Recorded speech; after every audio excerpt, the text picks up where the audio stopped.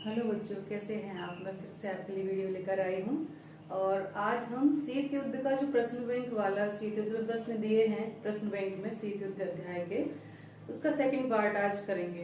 तो इसमें सारे 5 नंबर वाले क्वेश्चन हैं, यानी आपको बड़ा बड़ा लिखना पड़ेगा। ठीक है।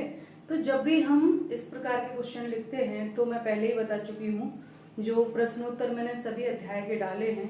कुछ लास्ट वाले सेकंड बुक के 1-2 अध्याय रह गए हैं, बाकी ये जो शीत युद्ध वगैरह ये सारे डल चुके हैं।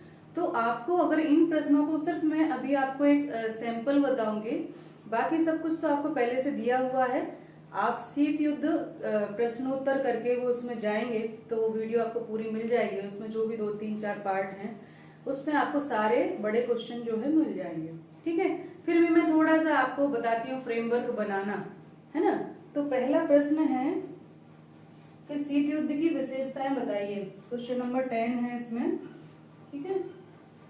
क्वेश्चन नंबर 10 का आंसर लिखेंगे हम यहाँ पर। ठीक है। तो इसमें पूछा है शीत युद्ध की विशेषताएं बताइए।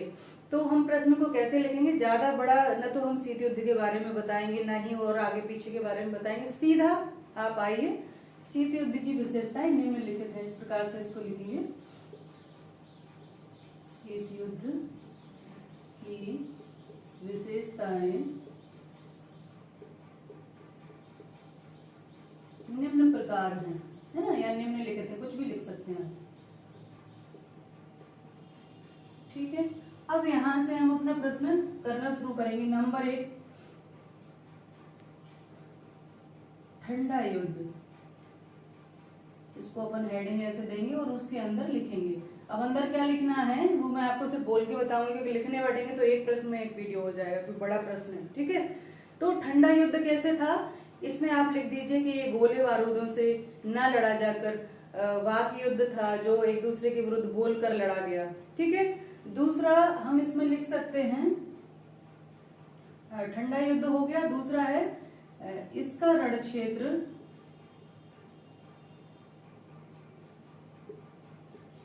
मानव मस्तिष्क था। ठीक है, मानव मस्तिष्क था। तो इसमें भी आप लिख दीजिए कि सामान्यतः जो युद्ध है वो रणभूमि में लड़े जाते हैं, जमीन पर लड़े जाते हैं, लेकिन इसका मस्तिष्क जो है ये आसमानों में लड़ाए जाते हैं। जब आजकल तो हवाई युद्ध भी होने लगे हैं मिसाइलों के द्वारा, लेकिन इसका रण क्षेत्र जो है वो मानव मस्तिष्क था, यानी मानव के मस्तिष्क के द्वारा लड़ा गया, है ना। एक दूसरे ने उनके विचारों के ऊपर किया, फिर उसने उसके विरुद्ध बोला, ये सब चीजें। ठीक है। तीसरा है यह विचारधारा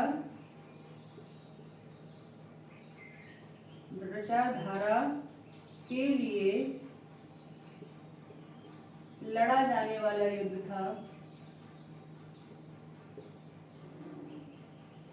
ठीक है, युद्ध था। ये मैं सामान्य भाषा में लिखवा रही हूँ आपको।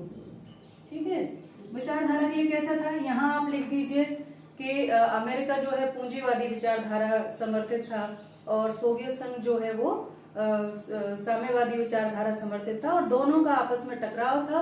और दोनों ही ये नहीं चाहते थे कि एक दूसरे की विचारधारा को बाकी के देश, क्योंकि द्वितीय विश्व युद्ध के बहुत से राष्ट्र जो है स्वतंत्र हुए थे, तो हर गुट का, यानी अमेरिका चाहता था कि पूंजीवादी विचारधारा को अपनाए, पूंजीवादी अर्थव्यवस्था को अपनाए, जितने भी नवोदित राष्ट्र हैं वो, और सोवियत संघ चाहता था कि ये साम्यवादी व्यवस्था को, साम्यवादी विचारधारा को और साम्यवादी अर्थव्यवस्था को अपनाए।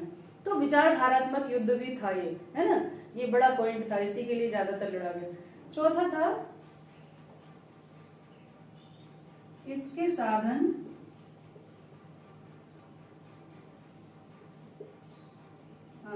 अखबार, रेडियो,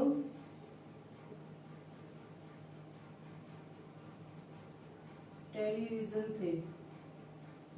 ठीक है। यानी इसमें जो साधनों की हम बात करेंगे तो यहाँ लिखना आप कि सामान्यतः जो युद्ध लड़ा जाता है गोला बारूदों से, तोपों से, मिसाइलों से लड़ा जाता है, परंतु ये युद्ध जो है इसके साधन क्या थे, ना तो सैनिक थे, ना हथियार थे, ना ही जहाज थे। इसका जो साधन थे वो टीवी, रेडियो, अखबार और एक दूसरे के विरुद्ध जो है प्रचार करके इन्होंने ये युद्ध लड़ा। ठीक है। और इसका पांचवा जो हम लिख सकते हैं कि इसके अंतर्गत संपूर्ण विश्व जो है दो भागों में बट गया, दो भागों में बट गया। तो इसमें भी आप लिख देना कि ये ऐसा युद्ध था जिससे दो तरफ था, एक तरफ साम्यवादी गुट था, दूसरी तरफ पूंजीवादी गुट था जो अमेरिका समर्थित था, एक सोवियत संघ। और जितने भी राष्ट्र थे उनके सामने ये था कि भाई या तो वो इसमें शामिल हो जाएं या उसमें शामिल। संपूर्ण विश्व जो है द्विध्रुवीय हो गया था। ठीक है, तो ये सारी विशेषताएं हैं, और भी आपके मस्तिष्क में जो आ रही हो उनको भी आप ऐड कर सकते हैं। ठीक है, तो ये आपका प्रश्न 10 हो गया। अगले प्रश्न की तरफ हम चलेंगे। ये आप जो मेरी शीत युद्ध प्रश्नोत्तर करके वीडियो डली हुई है उसमें आपको पूरा मिल जाएगा, है ना। पूरे के पूरे बड़े प्रश्न बड़े डिटेल के साथ आपको मिल जाएंगे और वहां से आप इसको अपना कर लेना। बहुत डिटेल में दिया मैंने, एक प्रश्न पे पूरी एक वीडियो बनाई है क्योंकि उसको विस्तार से किया है ना। उसमें से आप जाके ये सारे प्रश्न देख सकते हैं। अगला जो है वो है शीत युद्ध के कारण, है ना। अगला यानी 11 नंबर का है। अच्छा, प्रभाव है पहले, अंतरराष्ट्रीय संबंधों पर शीत युद्ध के प्रभाव, है ना। प्रभाव हमें लिखना है, तो क्या क्या थे वो हमें लिखना था। ठीक, अंतरराष्ट्रीय संबंधों पर शीत युद्ध के 5 प्रभाव लिखिए कि क्या प्रभाव पड़े अंतरराष्ट्रीय संबंधों पर। तो इसमें हम लिखेंगे, फिर सीधा वहीं आ जाएंगे, शीत युद्ध के बारे में नहीं बात करेंगे, अंतरराष्ट्रीय के बारे में बात नहीं करेंगे, सीधा, क्योंकि जो पूछा है सिर्फ उसका उत्तर देना है। तो यहाँ हम लिखते हैं अंतरराष्ट्रीय संबंधों पर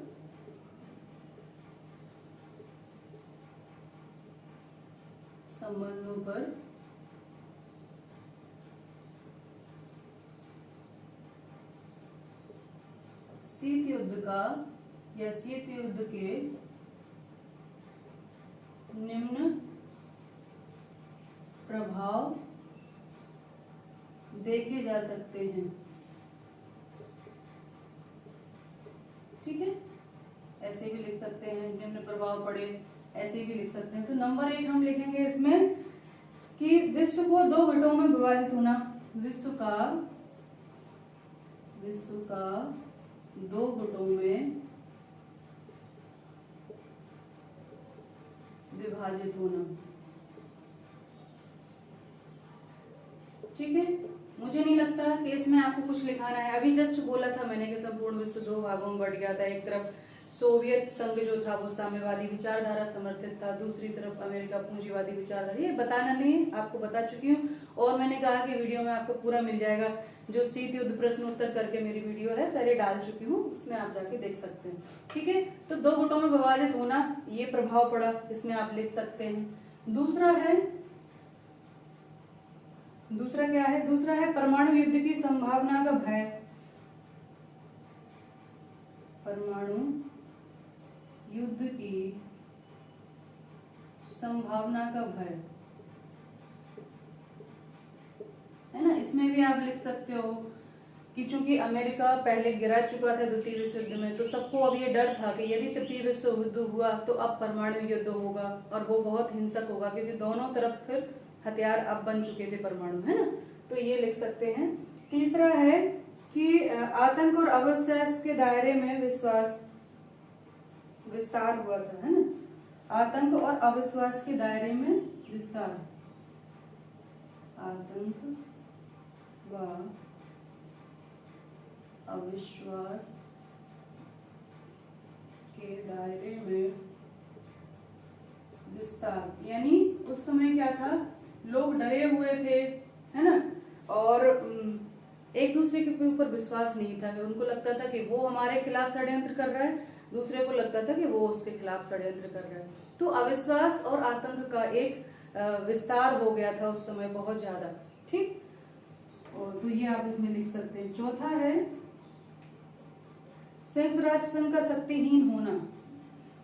संयुक्त राष्ट्र संघ का शक्तिहीन होना, है ना। चूंकि भले ही संयुक्त राष्ट्र संघ एक अंतर्राष्ट्रीय संस्था थी, लेकिन कहीं ना कहीं वो अमेरिका की भूमि पर बनी है। आधे से ज्यादा कर्मचारी उनके वहां कार्यरत हैं कार्यालयों में, और अमेरिका जो है उनको बहुत ज्यादा पैसे भी देता है, डोनेट भी करता है। तो इस प्रकार से उसका वर्चस्व है। तो अमेरिका जैसी शक्ति को रोकना संयुक्त राष्ट्र संघ की बस की बात आज भी नहीं है, तब तो क्या थी। तो ये सारी चीजें ये हुई, तो संयुक्त राष्ट्र संघ जो है शक्तिहीन हुआ उस समय। और अगला है, अगर इसमें एक चीज और जोड़ सकते हैं हम, वो जोड़ सकते हैं कि हथियारों की दौड़, हथियारों की होड़ प्रारंभ होना, है ना। ये हम सब जानते हैं कि सभी ने फिर अपनी अपनी तरफ से जखीरा बनाना शुरू किया, क्योंकि सभी को ये डर होने लगा था कि यदि परमाणु युद्ध हुआ तो अपने पास भी परमाणु हथियार होना बहुत आवश्यक है। तो इस पॉइंट को ऐसे लिख सकते हैं, विश्व का दो गुटों में विभाजित होना, परमाणु युद्ध की संभावना का भय, आतंक और अविश्वास के दायरे में विस्तार, संयुक्त राष्ट्र संघ का शक्तिहीन होना और हथियारों की होड़ प्रारंभ होना, ये कुछ प्रभाव थे जो अंतरराष्ट्रीय संबंधों पर पड़े, यानी संयुक्त राष्ट्र के ऊपर भी पड़े और एक दूसरे के देशों के ऊपर भी पड़े। ठीक है, क्योंकि संपूर्ण विश्व दो गुटों में विभाजित हो गया था, तो या तो कोई देश अमेरिका का मित्र था या सोवियत संघ का शत्रु था, है ना, या सोवियत संघ का मित्र था तो वो अमेरिका का शत्रु था। तो इस प्रकार से ये अंतरराष्ट्रीय संबंध जो है वो भी द्विपक्षीय हो गए थे। पर हालांकि तीसरा अपना रास्ता भी था गुटनिरपेक्ष आंदोलन का, पर फिर भी मूल रूप से हम कहें तो वही था। ठीक है, अब हम चलते हैं शीत युद्ध के उदय के कारण लिखिए। प्रश्न नंबर 12, प्रश्न नंबर 12 है शीत युद्ध के उदय के कारण। क्या कारण रहे कि शीत युद्ध की उत्पत्ति हुई, है ना, और जो इतना लंबा चला 1945 से लेकर 1991 तक, इतना लंबा, है ना। तो उसके पीछे कुछ कारण थे, और कारण क्या थे वो हम लिखेंगे। तो ज्यादा फिर घुमा फिराने की बात नहीं, यहाँ मैं आपको प्रश्न लिखना भी बता रही हूँ।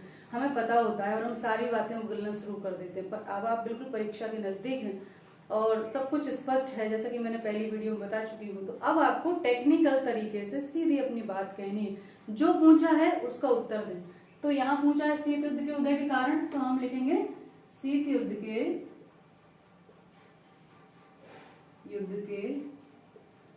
उदय के कारण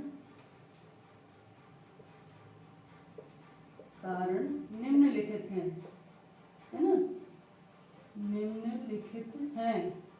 ठीक है, यहाँ लिख के फिर वही करेंगे, नंबर 1, नंबर 2, नंबर 3। ठीक, तो नंबर 1 है सोवियत संघ द्वारा याल्टा समझौते का पालन न करना।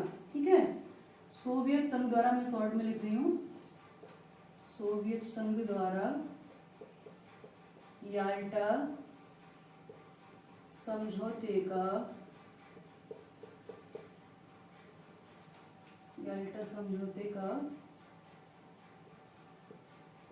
पालन न करना।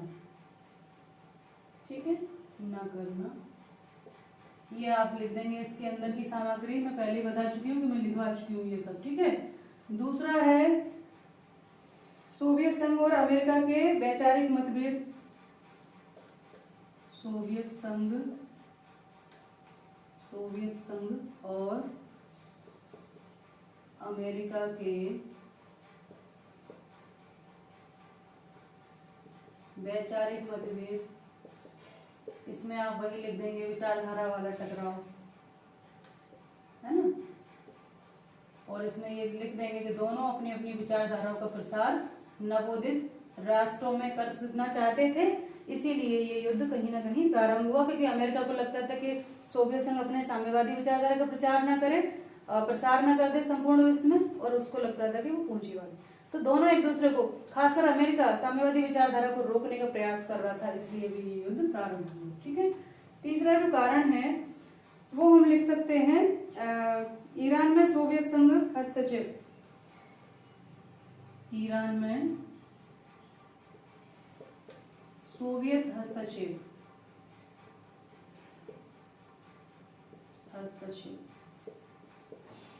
है ना।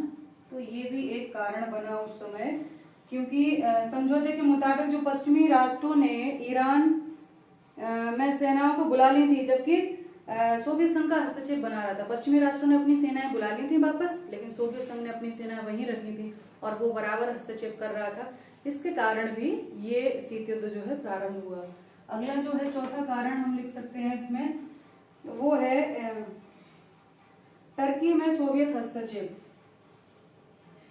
टर्की में सोवियत हस्तक्षेप, शॉर्ट में लिख दी है ना, हस्तक्षेप।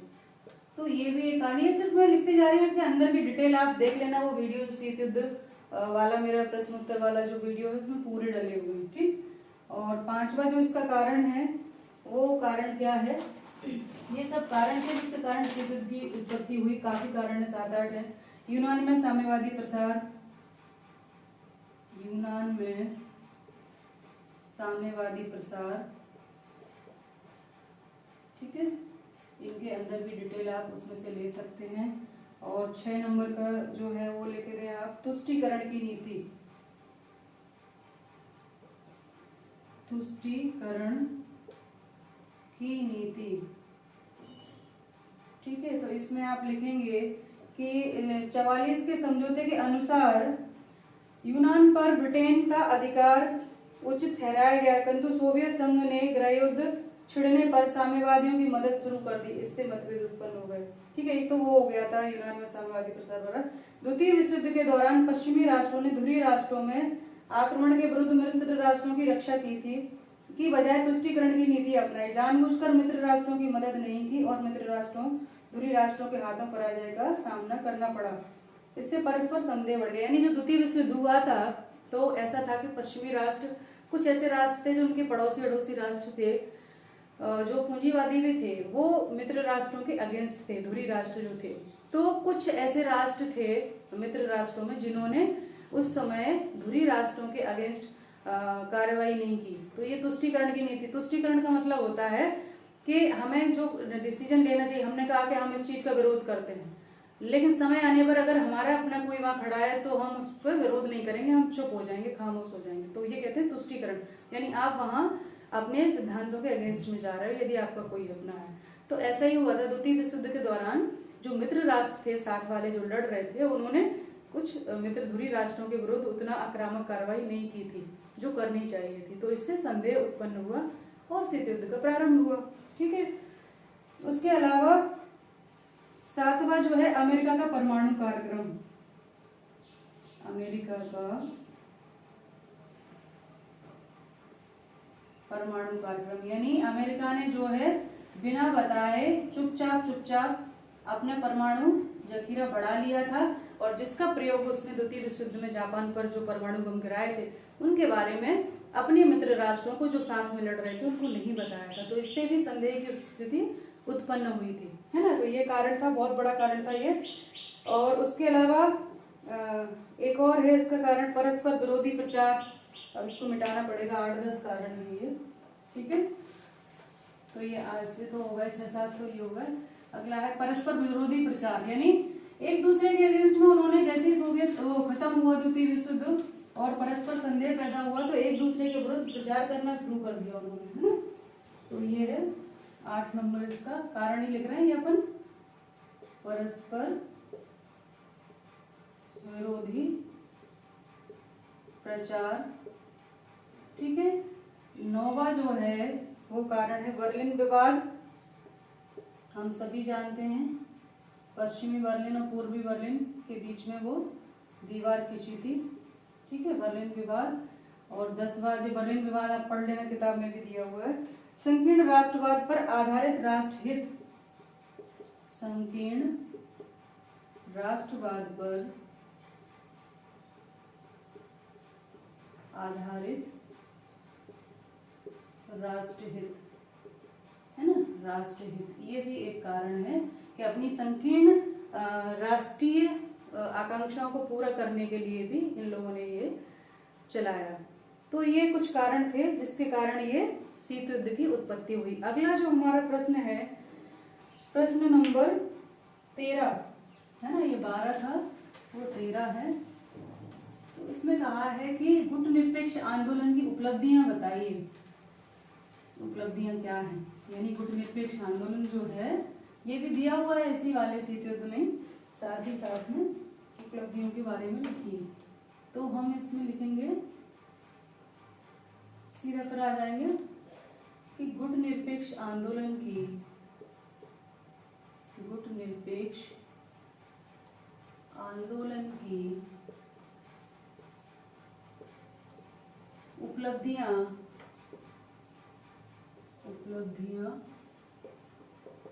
निम्न प्रकार हैं,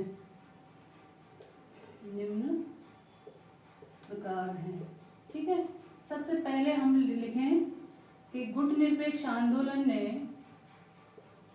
गुट निरपेक्ष आंदोलन ने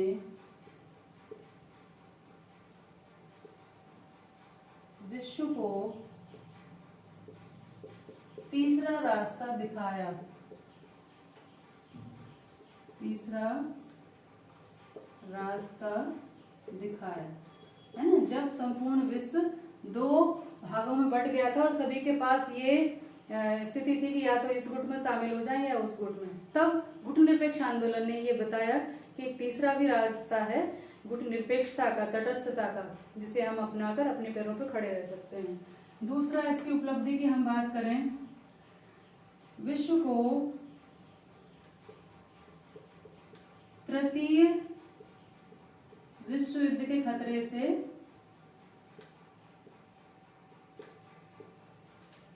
से बचाया।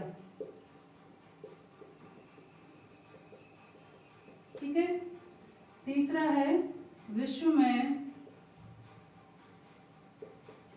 शांति की स्थापना में सहयोग। अभी इन सारे पॉइंट्स को मैं क्लीन कर दूंगी। ठीक है। चौथा है, नवोदित तीसरी दुनिया के राष्ट्रों को अपने पैरों पर खड़ा करने में सहयोग, है ना। और पांचवा है, नव उपनिवेशवाद से रक्षा। ये कैसे हुआ? सबसे पहला हम देखते हैं कि जब दो संपूर्ण विश्व जो है दो भागों में बटा हुआ था, तब गुट निरपेक्ष आंदोलन ने तीसरा रास्ता दिखाया कि इन दो के अलावा तीसरा रास्ता भी है जिस पर चलकर हम अपना स्वतंत्र अस्तित्व बचाए रख सकते हैं। दूसरा है, विश्व को तृतीय विश्व युद्ध के खतरे से बचाना, यानी कि यदि संपूर्ण विश्व दो भागों में बढ़ जाता, सारे राष्ट्र उसमें हो जाते, तो वो प्रतिस्पर्धा और बढ़ती, है ना, और खिंचता, तो तीसरा विश्व युद्ध होने की संभावना बढ़ जाती। ऐसे में एक तीसरा रास्ता दिखाकर एक तीसरा धड़ा जो है खड़ा करके सेतु के रूप में काम किया। विश्व में शांति की स्थापना में सहयोग, जब जब तटस्थ भले ही थे, लेकिन तटस्थता का मतलब वो नहीं था कि कुछ भी हो हम चुप रहेंगे। तो उत्तर कोरिया दक्षिण कोरिया के विवाद में स्वयं नेहरू जी ने जाकर मध्यस्थता की थी और उस विवाद को सुलटाया था। और भी बीच में जब दोनों गुट जो है अग्रेसिव हो जाते थे तो उनको शांति के साथ समझौता करने की सलाह दी जाती थी, अधिक रिस्पॉन्सिबल बनने की सलाह दी जाती थी। तृतीय धुरी के साथ, यानी गुट निरपेक्ष आंदोलन के द्वारा शांति बनाए रखने के लिए बहुत प्रयास किए गए, है ना। और नवोदित तीसरी दुनिया के राष्ट्रों को अपने पैरों पर खड़ा करने में सहयोग। गुट निरपेक्ष आंदोलन एक आंदोलन के रूप में बढ़ा और उसमें सदस्यता बढ़ती गई, संस्थागत रूप लिया और आपस में परस्पर जो है विकास के ऊपर उन्होंने काम किया, उनको खड़ा करने के ऊपर काम किया। तो ये काम भी गुट निरपेक्ष आंदोलन ने किया।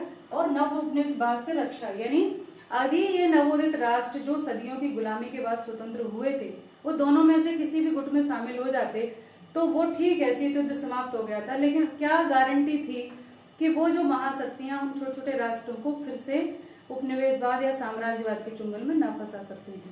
तो ये बहुत सारी उपलब्धियां रही हैं गुट निरपेक्ष आंदोलन की और आज भी बना हुआ है। तो लोग कहते हैं आप प्रासंगिक है, तो वो भी एक अलग प्रश्न है जो मैंने करवाया है, क्यों प्रासंगिक है। तो इसके साथ ही आपका जो अध्याय 1 है शीत युद्ध वाला प्रश्न बैंक का, वो समाप्त होता है। अगले वीडियो में हम जो है गुट निरपेक्ष द्विध्रुवीयता वाला चैप्टर लेकर आएंगे। और इसकी डिटेल मैंने सिर्फ पॉइंट्स लिखाए हैं, आपको बनाना बताया है। बाकी आप जो शीत युद्ध वाला जो चैप्टर है प्रश्नोत्तर करके, उसमें सारी वीडियो आपको मिल जाएंगी, बड़े प्रश्न भी मिल जाएंगे, छोटे भी मिल जाएंगे, तो उनसे आप देख सकते हैं। तो इसी प्रकार से हम आगे बढ़ेंगे। पहले ये प्रश्न बैंक कंप्लीट कराऊंगी, उसके बाद मैंने भी कुछ प्रश्न बनाए हैं अपने निजी, वो आपको करवाने हैं। आपका जो अभी प्री बोर्ड वाला पेपर है वो करवाना है। तो डे टू डे हम अपने टेक्निकल पॉइंट पे काम करेंगे और लिखने की समझ विकसित करनी है ना, कि लिखना क्या है, कैसे है। तो ध्यान रखिए, पढ़ाई करते रहिए। नमस्ते सभी को, धन्यवाद।